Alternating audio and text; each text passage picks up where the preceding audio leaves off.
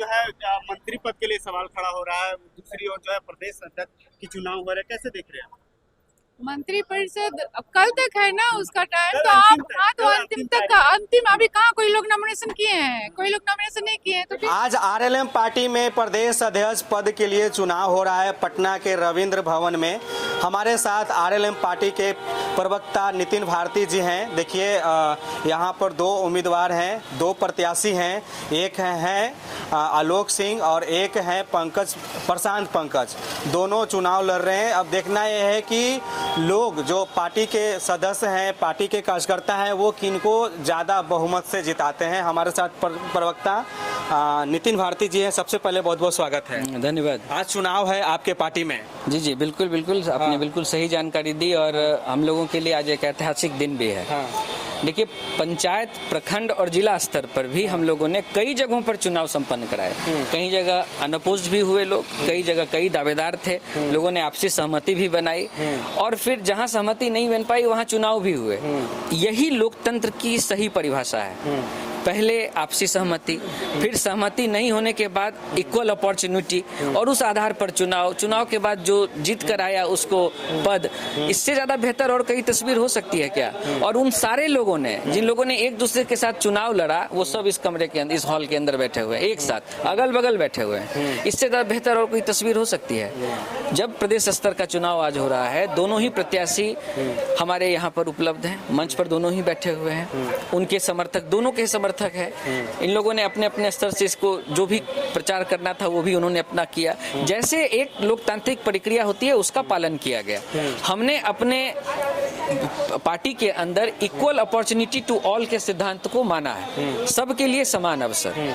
हमने प्रदेश स्तर के चुनाव के लिए अपने एक एक कार्यकर्ता को यह अपॉर्चुनिटी दी कि वो इस पद के लिए अपना नामांकन कर सकता है, वो उस चुनाव में जा सकता है और इस प्रदेश का अध्यक्ष भी बन सकता है इस पार्टी का। अभी एक पार्टी का आंकड़ा बता रहे थे कि आपके पार्टी से लगभग कई लाख लोग जुड़ चुके हैं। जी जी बिल्कुल।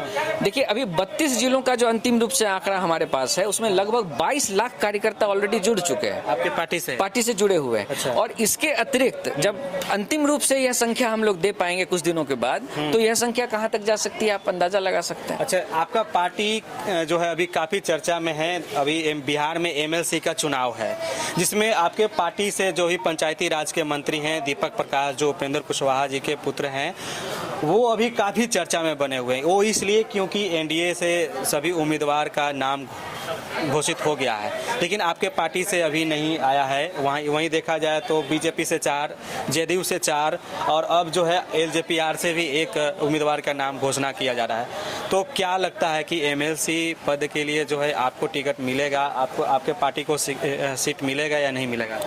देखिए, ये एनडीए के अंदर आने के बाद से लेकर अब तक राष्ट्रीय लोक मोर्चा का जो भी अप्रोच रहा है वो गठबंधन के हित में रहा है और गठबंधन के शीर्ष नेतृत्व पर राष्ट्रीय लोक मोर्चा पूरी तरह विश्वास रखता है। एनडीए का शीर्ष नेतृत्व जो कुछ भी निर्णय ले माफ कीजिएगा, जो कुछ भी निर्णय लेगा राष्ट्रीय लोक मोर्चा उसके साथ है। इसलिए इस विषय पर पब्लिक डोमेन में कोई बातचीत करना गठबंधन धर्म के खिलाफ है। मुझे लगता है कि इस पर शीर्ष नेतृत्व सब कुछ सोच समझकर निर्णय लेगा।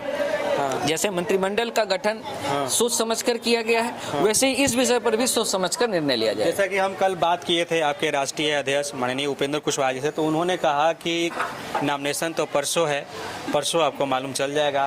फिर आज हम बात किए आपके पार्टी के जो स्नेह लता हैं, जो सासाराम के विधायिका हैं, उनसे बातचीत किया तो वो भी बोली कि कल नॉमिनेशन है, कल क्या होगा कल आपको देखने को मिलेगा। जो है मंत्री पद के लिए सवाल खड़ा हो रहा है, दूसरी ओर जो है प्रदेश अध्यक्ष की चुनाव हो रहा है, कैसे देख रहे हैं?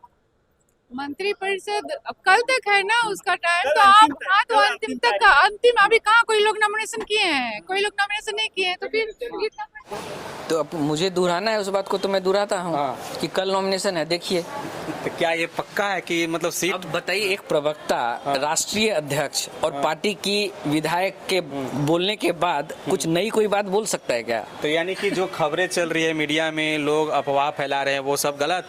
नहीं, इसके लिए तो मैं मीडिया का बहुत बहुत धन्यवाद व्यक्त करता हूँ। मीडिया का जितना सहयोग राष्ट्रीय लोक मोर्चा के लिए मिला है, और वो भी फ्री ऑफ कॉस्ट, मतलब मैं अब इसको आप जिस रूप में लें, हम लोगों को कोई अतिरिक्त मेहनत करनी पड़ रही है। हम लोग चर्चा के केंद्र में रहते हैं सबसे ज्यादा। और केंद्र में है तो हमको दिक्कत क्या है, करते रहिए हर तरह की चर्चा।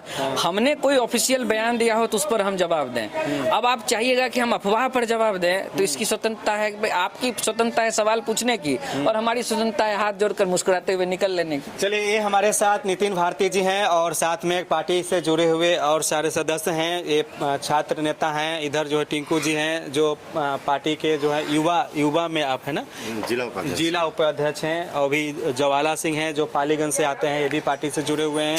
इधर आनंद सम्राट जी हैं, ये भी पार्टी से जुड़े हुए हैं। तो सभी लोग यहाँ पर आए हुए हैं और आज चुनाव है प्रदेश अध्यक्ष का। अब देखना यह है कि प्रदेश अध्यक्ष के चुनाव में कौन जीतते हैं और कौन बिहार के प्रदेश अध्यक्ष बनते हैं आरएलएम पार्टी में। आप क्या सोचते हैं, आपका क्या राय है? आप अपना राय विचार दे सकते हैं। अगर आपका भी कोई सवाल है तो आप कमेंट में कर सकते हैं। आप देख रहे थे CK टीवी इंडिया। नमस्कार, जय हिंद।